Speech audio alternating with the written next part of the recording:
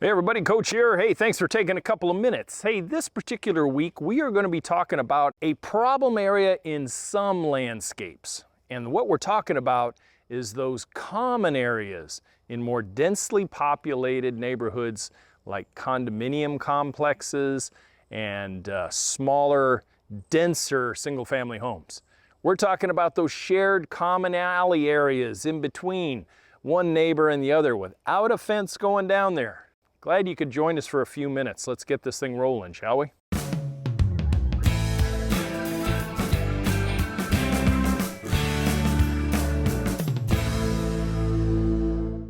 Now, I've probably been involved in, I'd probably say about a half a dozen, maybe 6 or 10 projects like this, both as the designer and as a contractor.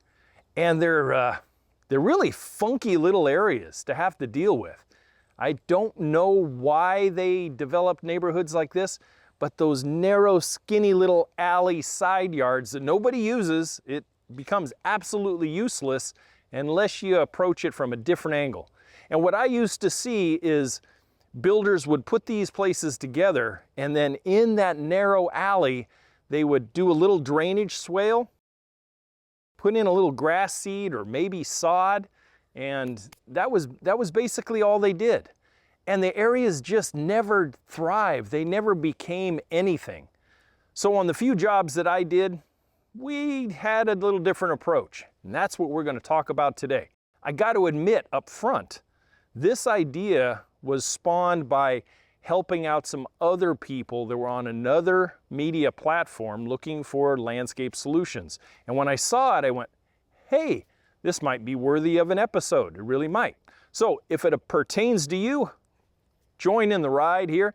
If it does not, maybe you know somebody who it can help and you can share it one way or another. All right, so we're talking about narrow, shared, common alley areas of yards where grass does not thrive, where they may or may not have irrigation, which makes it even worse sometimes. You've got downspouts that pour into these areas, and then you also have air conditioners, usually, that also drip water all summer long into the area. So they're wet, shady, narrow, and not very, very, very conducive to grass. I mean, grass is going to need 6 hours a day. You give it an hour and a half or 2 at the most, and it just doesn't work. So I thought I would offer 3 solutions. 3 solutions to this with an ever-increasing checkbook amount. So you guys can decide.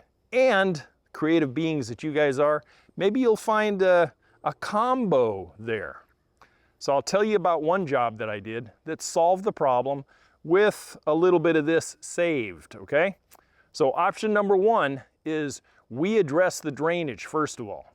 It didn't even require a design because when I consulted with the folks, they just said, we don't need to use the area, but we're tired of a swamp. I said, okay. So our first approach was we called 811. Because of common areas, especially out west, oftentimes utilities come in and out, but we were okay on utilities. But we had to hand dig towards the front of the yard because utilities did come up between the yards and then branch off to the 2 houses. I sat down with the neighbor right next door, who was going to share in these costs. Big, big plus, right? So what we did was we put in a drainage system that was solid from the downspouts, French drained or perforated in the main part of the alley yard, and then solid again, picking up the front downspouts and then all the way out to the street. So we solved 2 houses at the same time. So now we have the water collection problem addressed. We brought the soils back over, compacted things down, and then we just brought in fabric, put fabric down, and put gravel down. Done. That's all. They were never going to use the areas, either one of the neighbors, and it worked out fine. Now we don't have that soggy, wet, hard to take care of, certainly hard to mow or even string trim in there. They didn't have to do anything. So that was option number 1. Option number 2, we're going to bump it up a little bit now.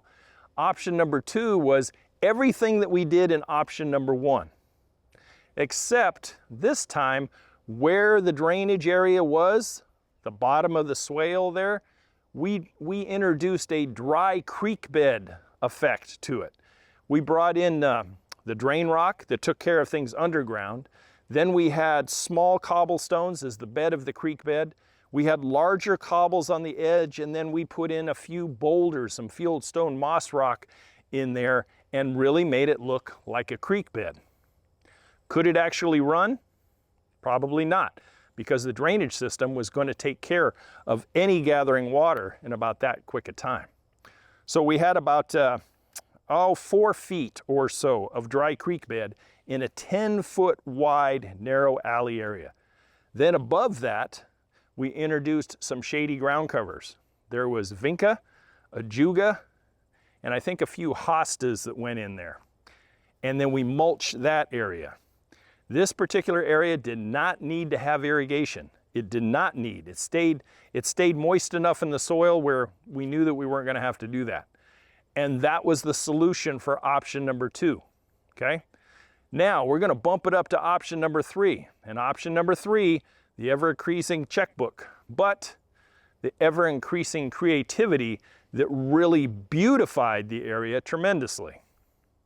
Option number 3 included everything in option 1, the dry creek bed of option 2, but we're narrowing it down this time, and we're moving the boulders slightly away from the edge of the creek bed and introducing large flagstone that actually spanned the creek bed area, where you could actually put gates in the front fence area and actually walk back and forth in there now. Very unique and creative way to fix it. Then, with that done, we introduced lighting, because it's a very dark area. No floodlights were out there at all. We introduced lighting right along the creek bed area. We introduced some vertical elements, some Japanese maples, 2 red ones to be exact. And then we basically landscaped in and around the creek bed and up on the shoulders of this swale with ground cover, perennials, and mulched it. We also introduced drip irrigation to it because they wanted to put some shady color out there periodically. And to kick up option number 3 just one more level, we introduced 2 parallel 24-inch arbors. And on those arbors, they were stained, they were nice, they were very sturdy, and there we hung hanging baskets of annual shady color, like Rex and angel wing begonias, and also ferns, like Boston ferns or asparagus ferns.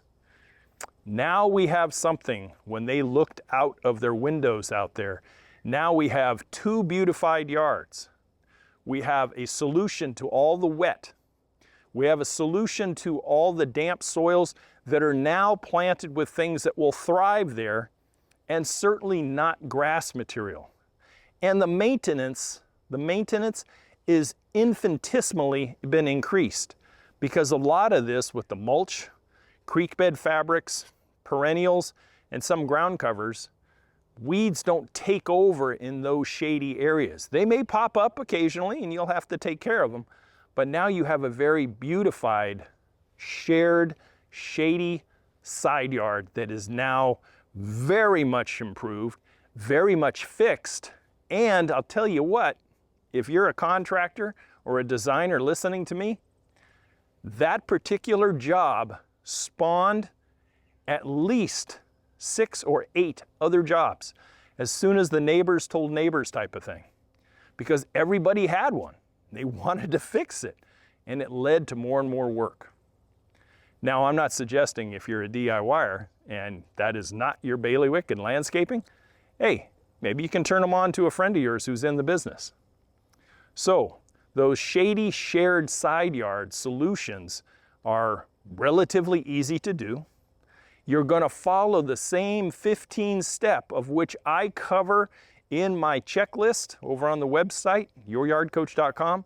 Very simple 15 step to go from what do you think I should do to a finished product, step by step, so it works for you. Guys, that's what I have for you. Not a really long video this week, but super easy solutions for a landscape problem that is posed to more than just one person out there, I guarantee it. Hey, check out the website if you get a chance, youryardcoach.com. And if you have any questions about this video, drop them in a comment below, or you can always email me, youryardcoach@gmail.com. I sure do appreciate your attention. If you stayed with me this long, I would appreciate the thumbs up and consider subscribing. Every week we bring value-packed landscape DIY education for you. I'll see you guys next week. As always, to your landscape success, and goodbye for now.